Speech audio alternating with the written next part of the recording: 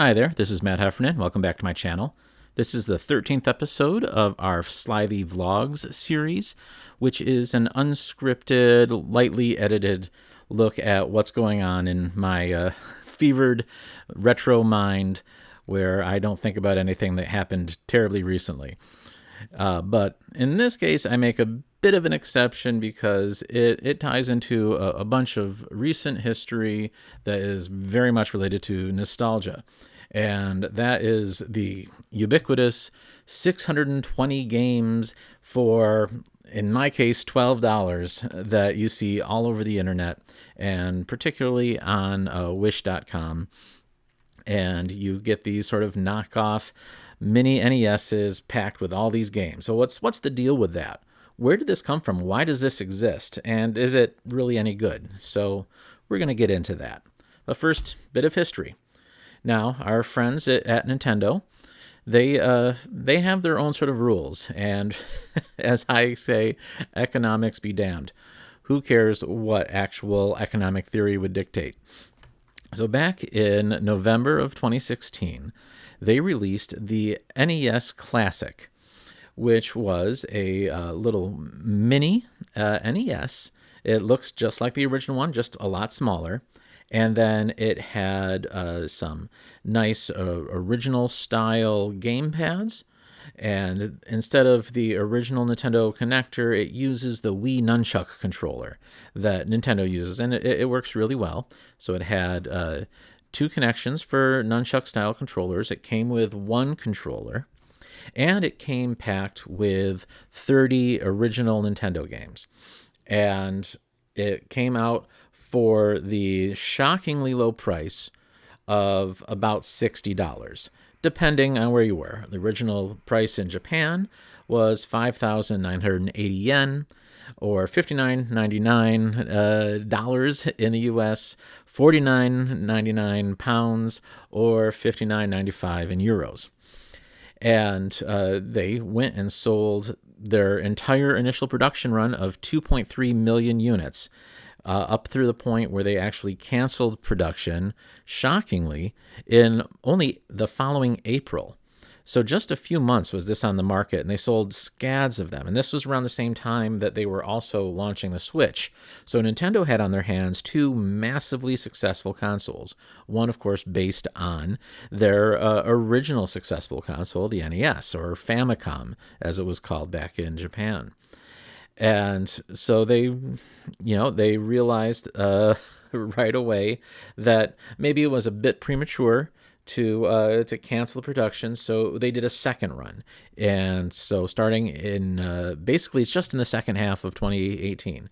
In June, they put out a few more, and then they were completely done by the end of September, had no interest in continuing to manufacture and sell this item. Despite it being entirely based on old intellectual property and probably not being too expensive to produce. I'm sure they were making a per unit profit on this, but they decided after 3.6 million units going out the door, that was it, no more. I'm sorry, if you want a Nintendo Entertainment System mini style and to have it all be above board, you're going to have to go on a secondary market. Maybe somebody has theirs still in good shape and sell it to you. Well, indeed they will, because as always happens in a market, there are corrections that take place when the proper economic rules are not followed. And as we can see here, a super cherry one encased in additional plastic is going for these absurd amounts. I don't know if anybody's actually paying that. I mean, who wants to have NES Classic sitting inside a plastic case kept perfect forever? It's not that old, first of all, for that kind of thing. But second of all, these things were sold to be used. And so this is, of course, an extreme example. But what you do see on eBay are the few examples that are out there that are like relatively in new shape or new in box, but not like super duper cherry like this. They're going for about a tenth of this price, but still about 3 times to 4 times the price that Nintendo originally set. So obviously Nintendo set it at far too low a price, and produced too few of them. And generally, economics, supply and demand, if you're going to have a small supply, you increase the price. But Nintendo still kept a low price, and it ends up being sort of the concert economics, where some band says, I don't want anybody having to pay more than $50 to see us in concert. And that's great. So now, like, every scalper in the world is going to buy up these $50 tickets, and they're going to get sold in the secondary market for their actual market value. And that's what Nintendo basically did, is they just did a big scalper enabling situation. So what happens after that? Well, enter Wish. And for a bit of background, if you're not familiar with Wish, it's an interesting rabbit hole to get down. And people think that this is just some one big Chinese manufacturer that's selling all sorts of cheap crap, but that's actually not the case. Wish is an American company. It was founded back in 2010 in San Francisco, and the original concept of Wish was it was demand focused. So you could, just like on Amazon, have a wish list and be able to say that, okay, these are the kind of things I want. But on Amazon, it was on a per SKU basis. So if there were multiple vendors on Amazon, of course, Amazon's full of third-party vendors now, then your thing on your wish list, that could be for one particular vendor or for Amazon themselves, and they don't carry it anymore, and it doesn't get you don't get forwarded to another vendor. So Wish thought that they could do a better job of being able to match the people up with the products they want, and would basically still invite multiple vendors. They weren't selling anything themselves. It's all third-party vendors on Wish, and they would match up people with their wish list. So Wish, I mean, you can still have a wish list on Wish, but what ended up happening was it just turned into a total flat multi-vendor marketplace. So it wasn't based on what people were wishing for. It is based on your typical big tech spying on you, all your cookies, letting Wish know the kinds of things that you like to see, and so then that's what you'll get when you install the Wish app, or if you see ads for Wish on Facebook or elsewhere on the internet, you're going to see products of the kinds of things that you've been kind of looking up online, or whatever has sort of your gaze has moved towards. That's what they're going to sell you. And what you're not going to see is any sort of real rhyme or reason to it other than that. It's just, the purest of pure markets of what this algorithm thinks you want to buy, but then just opens it up completely to this countless number of vendors. And when you see so many vendors for the same kind of thing, what's going to happen is it's going to be a race to the bottom, because you're going to see so many identical looking products. And so whoever's selling the cheapest one is going to win out, and they're going to start dominating. And that's exactly what happened with Wish. And it ended up that all of these just thousands and thousands of Chinese-based companies that were taking Chinese products, and a lot of them were not really above board. They're just knockoffs. And so you've got all these different companies selling knockoff items, and that's what you see the most on Wish. There are legitimate items on Wish, things that you're actually paying, in some cases, proper prices for. Sometimes you're paying too much for stuff, but generally what you're going to see are things that are ridiculously cheap, because it's entirely based on the Chinese economy, and you're buying directly from China for a lot of these vendors. And that is made affordable by just having a single items shipped from China, because of Wish entering into a partnership with the actual state-run China Post. And, contrary to what some people may think communism actually is, or at least how it's represented in China, the communist government in China has actually, as you can probably see, for the last 30 or so years, really embraced open markets. And what they're perfectly willing to do is let an American company like Wish come in and work with them to support all of these different vendors and be able to mail all sorts of stuff cheaply and create an economy of scale that works out for everybody, right? So your consumers all over the world get low-cost items shipped cheaply. Wish gets their cut off there, and it injects additional money into the Chinese postal system. So everybody wins except that maybe the actual consumer, because what they're going to get quite often is not the best. And that includes, of course, video game consoles. And you'll see a lot on there. And the thing is, because of this situation, what's intellectual property?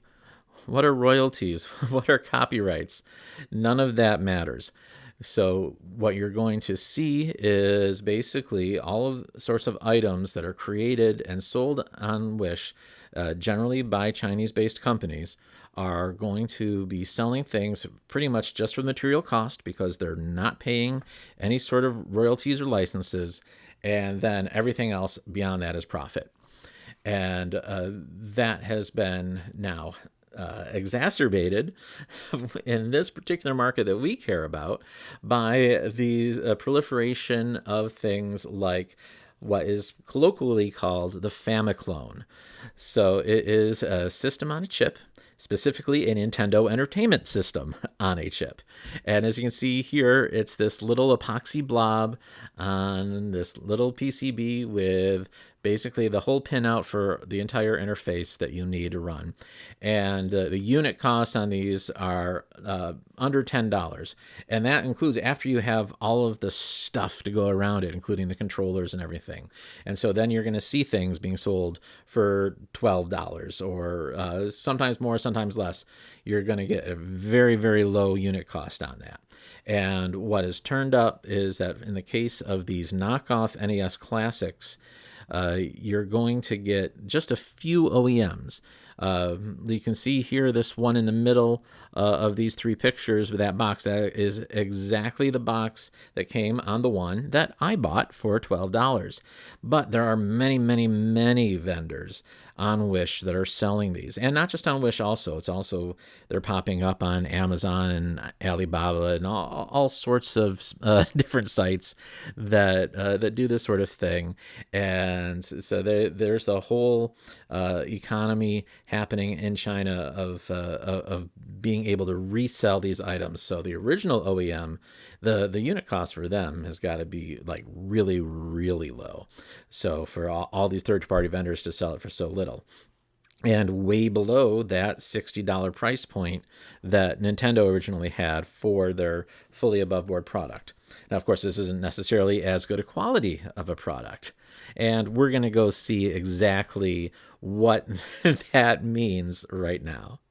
All right, so here it is. This is, as we can see here, an entertainment system. Not a Nintendo Entertainment System, mind you. This is just a entertainment system. No branding really on it, but obviously you can see what they're going for. And it's pretty small. And what it has here on the back, it has a mini, not a micro, a mini USB connector for power. And it has a 3.5 millimeter AV jack with RCA jacks. It's a stereo connection, so it has both the white and red RCA jacks, but I don't think it's actually in stereo. There's probably not even anything really coming over the the red one, and then over here, instead of nunchuck controllers, we have these basically just DB9 style connectors. And so it's obviously some sort of basic serial kind of interface, probably not unlike more like the original Nintendo controllers. There's probably some cheap shift registers that are in here, and it's super, super light. There's not a lot to this. I think what you have inside this, and I haven't cracked it open, not this one yet, and probably won't crack this one open because I actually let my kids use this one. I have another one, and we'll be seeing some more about that later. But this one right here is gonna be kept nice for my kids, but you can tell inside it's just basically that one little PCB with the epoxy blob on it, and all those little contacts for the external things, for the power reset button, two controllers, power, and AV output. Just some basic wiring, I'm sure, inside to connect to that one little PCB that's probably just kind of centered in there. And that's it. That's all there is. And so now what we're going to see is we turn it on, and this is what we get. It's just a menu. All right. And then, of course, we get these controllers. Boy, that looks real familiar, doesn't it? Don't see any name brand on there. Or on the back, there is this little empty spot where that could have a badge or something. There's nothing there. But what you have is allegedly 620 games. But you can notice right here, it looks like, well, this is Contra 1, 2, 3, 6, 7, 8. Is there really that many Contra games for the NES? And this is very much, obviously, isn't NES. You can tell even the menu here is doing some sort of NES emulation. And no, so what you actually get, so I select that first Contra one, and then we get right here is, well, I could just play the original Contra. Up here, it's like another menu. I could just play original Contra, or, I don't want to put the Konami code in, the Contra code, as some people actually call it, because it's really the only way to make Contra like even approachable for anybody but the most hardcore gamer. Is the Contra code to give you the 30 players. So no more up, up, down, down, left, right, BA start, blah, blah, blah. All you have to do is select this on the menu. And so I'll do that. I'll hit start. And there it is. I mean, this very obviously, this is for real Contra. They didn't take the take the ROM of it, and yeah, it still has the attract mode and everything. They didn't just take the ROM and rebadge it and call it Contra or Gantra or anything like that. It's just Contra, and it has all of these special debug modes that were put in by the developer, which are unlocked by different cheats, whether from the Game Genie or from entering in the controller, like that Konami code to get the 30 lives. So here, now if I hit start, and I get the one player, and here I go. I'm Contra. Look, I've got my 30 players. I'm good to go. And there we go. I'm playing Contra. Boy, it looks just like Contra. Look, oh, now I got my special guns. Everything's going fine. So there we go. And yeah, so there it is. So there's Contra. And, I could go play this forever. It's really a great game. I actually introduced my oldest daughter to it, and she really liked playing it. Of course, with the 30 players on there. But let's go take another look here. I can hit the reset button on there, and then we're back to the menu. And we can see, so if we go to, say, Contra 2, is that going to be Contra 2? Oh, yeah, see, it says it's Super Contra. But it has, again, all of these different selections. But now you can see here, perhaps a bit more of insight into what's actually happening is they did not have the North American or European ROMs for this. These are, most of them are actually based on original Famicom, Japanese ROMs. So you're going to see a lot of games on here where the text is in Japanese. But the nice thing about all these Japanese games is that you still get a lot of that. So yeah, so Contra 2, it's Super Contra. All right, so Contra 3, it's Contra Force. I've never heard of Contra Force. Is this another variant? Is this a Japanese only one? And here it's got this dialogue in it. And so there's just a lot of these weird random games that I have no idea where they came from. We'll skip ahead. Contra 8. What's Contra 8? Super Contra 8. Now, does this doesn't look a whole lot like a real splash screen. So what is Super Contra 8? Well, the beginning looks a lot like Super Contra, but here's some other weird graphics. What is this? I have no idea what this is, but you know what? It's a lot like Contra, but you can see there's the sprite likes to flash a lot. But yeah, it's very weird. Not sure what's going on with this, but you can see that there's some weird things happening. But yeah, we can see here we've got RoboCop. We've got 4 different Ninja Turtle games, 4 different Double Dragon games.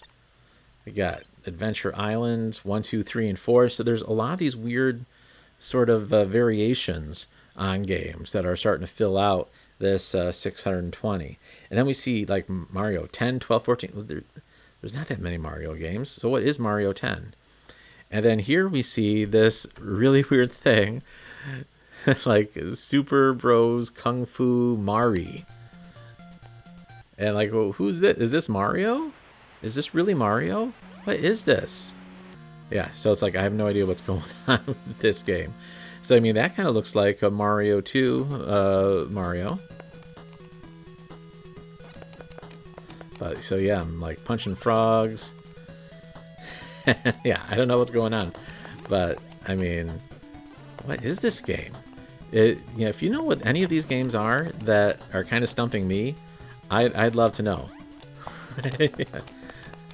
But yeah, so that's like Mario 10. But like buried within this are games that, you know, are a little more mainstream.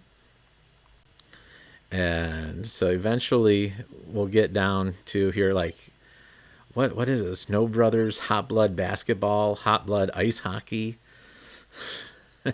It's just a bunch of crazy stuff. There's like Tiny Toon Adventures on here. I think so. I mean, that's kind of the weird thing is that what we don't see is, you know, what the full names are. These sort of weird abbreviations. But yeah, this looks totally like this is just a straight up Konami Tiny Toon Adventures game.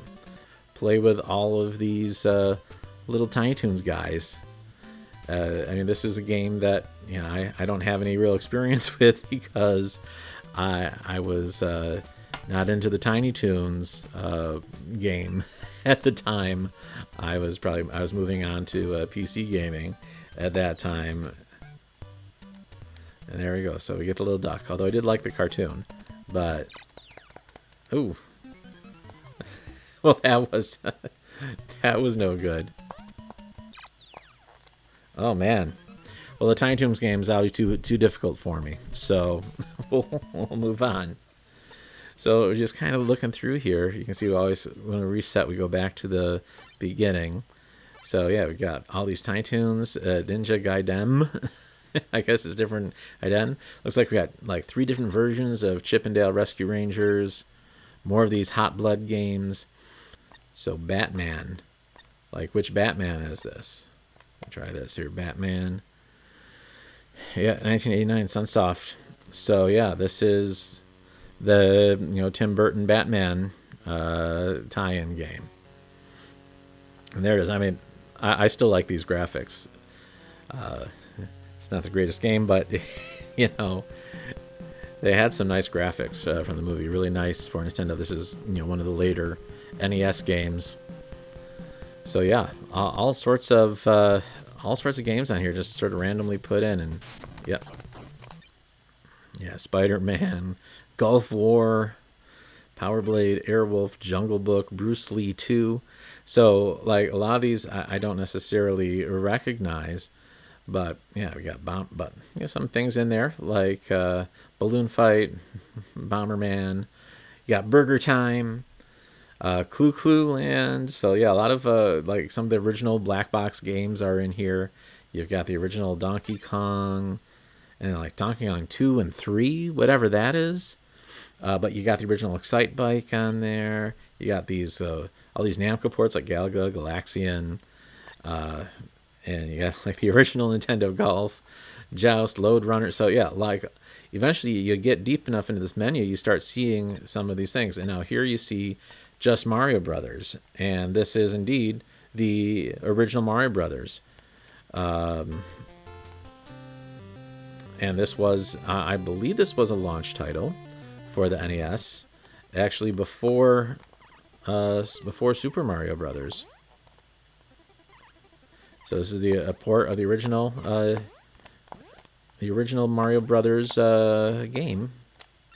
And yeah, so it's like all these games, and for the most part, these controllers, they're not total garbage, which is kind of the interesting thing. It's very playable. It's not as nice as like a real Nintendo controller, but you can go through and play these games, and they're perfectly playable.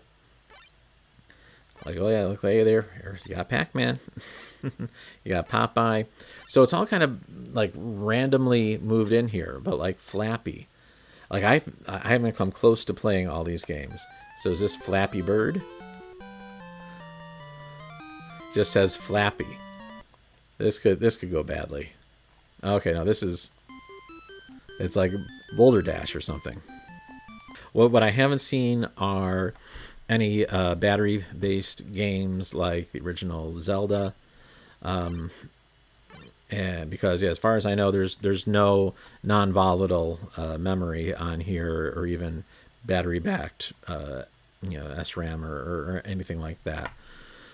And also, what I don't know is if it's possible to change anything on this, but it's got these 620 built in. I wouldn't be surprised if it's all on a single epoxy blob, or maybe there's a separate memory chip.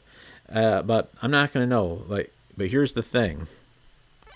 As we look at all these games, and you can go through and pause and take a look, and let me know if there's down in the comments if there's any one of these particular that you want to see me play, and I may do that. Might do that on a live stream.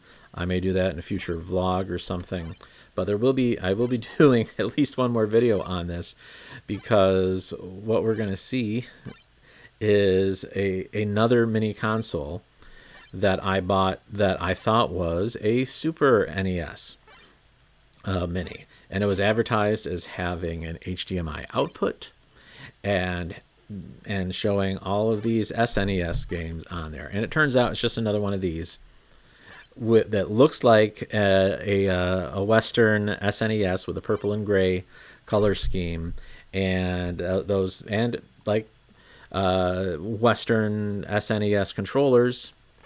Again, with the purple and gray and all that, but it's just more NES and Famicom games, and that's what we're gonna see. Is what I want to do with that one is actually crack it open, see what's inside, and then maybe, just maybe, see if I can figure out a way to homebrew for it.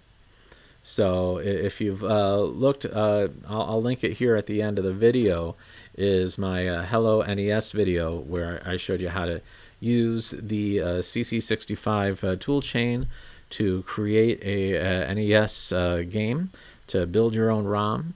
And what I would really like to be able to do is get a ROM of my own creation or procurement and put it on the little mini SNES, which we'll take a look at in another video. And so that's it. So the 620th game is baseball new, and that gives us right back around to Contra. And then there's Burbles. Burbles has got to be good, right? Who knows? Aimless. So really strange titles on here, although I'm sure some of them are real games that were marketed, at least in Japan. From what I've seen, like I said, a lot of these are definitely original Famicom games, and that's what I'm going to show you for today. So yeah, let me know if there's any of these games that you're curious to see how the emulation works. I'll try playing them. Like I said, it's a little difficult because of the lag that I get with this capture system. I may have to figure out a way to capture in a way where I can see video that's a little less laggy on another display while I'm capturing the video. And if you have any recommendations for something like that, go ahead and put that down in the comments too. But that's it. Now we'll get to, of course, the best part of the video. And of course, that best part is when I get to thank you all for watching, especially those of you who are supporting my channel by even being a subscriber. And if you're not a subscriber, please go ahead and subscribe right now. Click that bell to be notified so you'll know when that next episode comes out. If you want to see more about the little mini Super Nintendo and what that's like, that'll be coming up eventually. Make sure you get notified by just clicking that little bell. Or if you really don't want to wait that long, if you join our Patreon community like these fine folks have, they get to see all my videos before they go public, and get to see them ad-free, which is also a pretty nice thing. So come check it out, and maybe you can be part of the gang. And yeah, so I hope you did like this video, and let me know what you think about these little mini systems. Do you have one? How much do you think is a reasonable price for it? And what else would you like to see from it? What do you think we could really do with these things? What's the benefit of having these? And is it worth the flaunting of all this intellectual property? Put your thoughts down in the comments, and we'll have a little conversation. Keep that moving forward. All right? Okay, I'll talk to you later. Bye-bye.